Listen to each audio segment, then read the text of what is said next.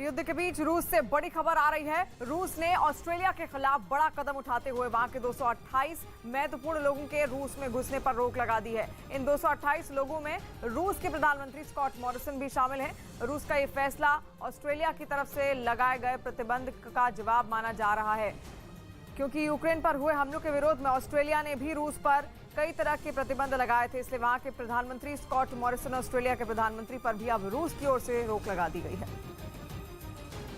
तो तस्वीरें भी आप देख रहे हैं, लगातार पाबंदियों का दौर भी जारी है, जहां पर प्रतिबंधों का दौर जारी है रूस के लिए। वहीं रूस भी लगातार कई सारे बड़े राजनेताओं में पर प्रतिबंध लगा रहा है। रूस के राष्ट्रपति पुतिन के वफादार चेचन कमांडर रमजान कादिरोव ने मारियोपोल समेत यूक्रेन के कई शहरों में प्रोपेगेंडा वॉर भी शुरू कर दी, जिसमें वो माहिर माने जाते हैं। वो जंग के दौरान लगातार वीडियो जारी करके चेचन लड़ाकों की ताकत दिखा रहे हैं, ताकि यूक्रेन के सैनिकों का मनोबल तोड़ा जा सके। और एक बार फिर कादिरोव ने अपने एक बेहद खास लड़ाके का वीडियो जारी किया। बताया गया कि कादिरोव का ये खूंखार लड़ाका सुल्तान राशिव अपने साथियों के साथ मिलकर यूक्रेन के साथ जंग के पहले दिन से ही वहां लड़ रहा है। सुल्तान राशिव को चेचनिया में पहलवान के नाम से भी जाना जाता है। कहा जाता है कि सुल्तान के एक इशारे पर उसकी टुकड़ी में शामिल चेचन लड़ाके किसी भी इलाके में कत्लेआम मचा देते हैं। बताया गया कि कादिरोव ने सुल्तान राशिव का ये वीडियो उसके जन्मदिन के मौके पर जारी किया और उसमें जमकर उसकी तारीफ की। उन्होंने सुल्तान राशिव को बेहद खतरनाक और जंग में माहिर लड़ाका बताया। कादिरोव की तरफ से जारी वीडियो में वो चेचन लड़ाकों की एक टुकड़ी की अगुवाई करता भी नजर आया।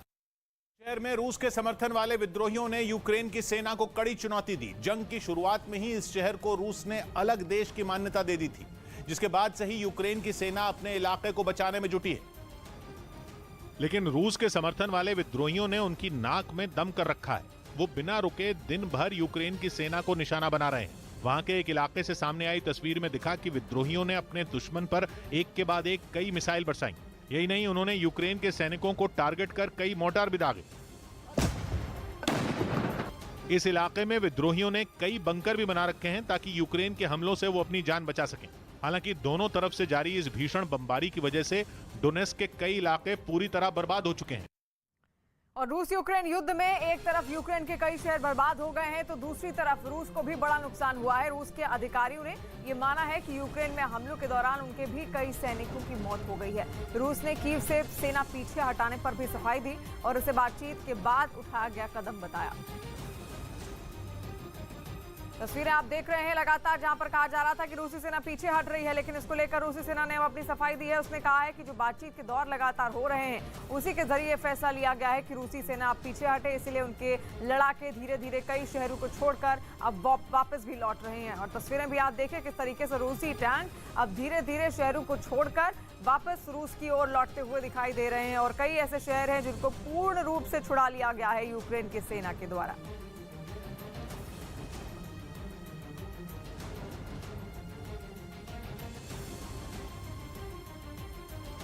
और यूक्रेन पर रूस के हमले का 44वां दिन आज हो चला है, लेकिन जंग खत्म होने का नाम नहीं ले रही है। युद्ध में यूक्रेन के खिलाफ अब चीनी साइबर हमले की साजिश का भी खुलासा हुआ है। पश्चिमी खुफिया एजेंसियों का दावा है कि 23 फरवरी यानी कि यूक्रेन पर रूस के हमले के एक दिन पहले से ही चीनी हैकर सक्रिय हैं। खुफिया अधिकारियों का दावा है कि चीन में मौजूद चीनी हैकर्स यूक्रेन के सीक्रेट चुरा रहे थे। हालांकि चीन साइबर हमले के आरोपों को बेबुनियाद बता रहा है।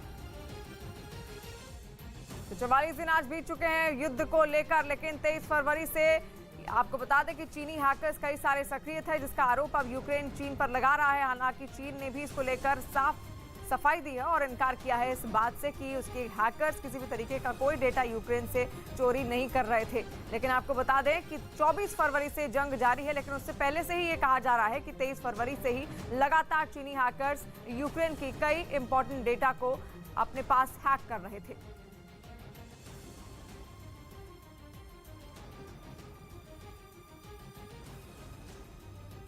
और बड़ी खबर आ रही है यूक्रेन से। वहां रूस के हमलों के बाद मारियोपोल शहर में जबरदस्त तबाही हुई है और खबर है कि रूस के इन हमलों में इस शहर में रहने वाले 5000 लोगों की मौत हो गई है। रूस ने मारियोपोल शहर में यूक्रेन की सेना के साथ कई सारे रिहायशी इलाकों को भी निशाना बनाया और इन हमलों की वजह से पूरा मारियोपोल शहर तबाह हो चुका है। हर तरफ तहस नहस इमारतें और टैंकों का मलबा पड़ा हुआ है। सड़कों की हालत इतनी बुरी हो चुकी है कि वहां से पैदल गुजरना भी अब मुश्किल हो रहा है।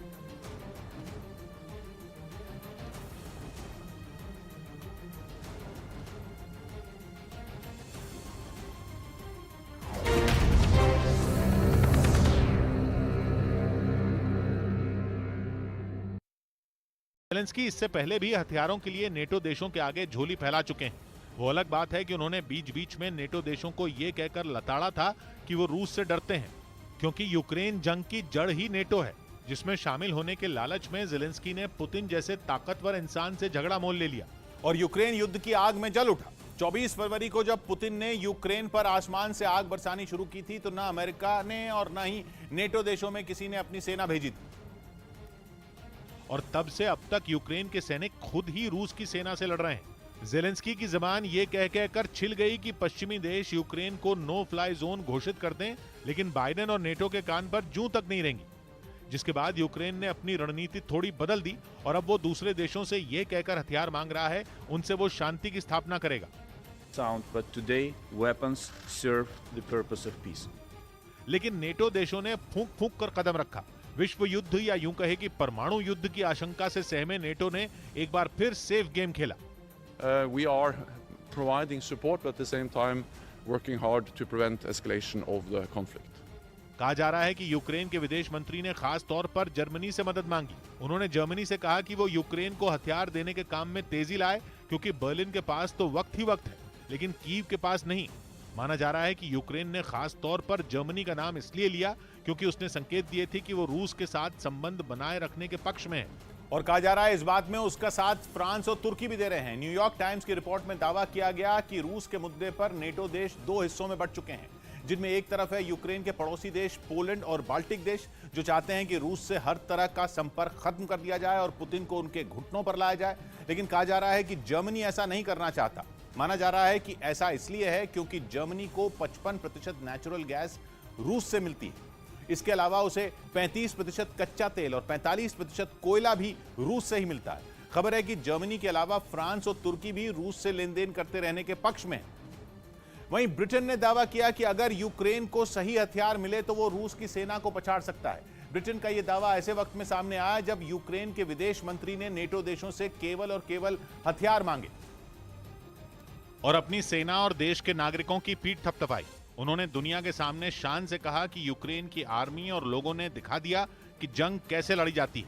In the recent weeks, Ukrainian army and the entire Ukrainian nation has demonstrated that we know how to fight. केवल यूक्रेन के विदेश मंत्री ही नहीं बल्कि ब्रिटेन ने भी वहां की सेना की वाहवाही की। उसने तो ये तक दावा कर दिया कि अगर यूक्रेन को सही हथियार मिले तो वो रूस की सेना का घमंड तोड़ सकता है। मतलब ये कि ब्रिटेन ये कहना चाहता है कि हथियार मिलते ही यूक्रेन की सेना रूस के सैनिकों को उनकी नानी याद दिला देगी।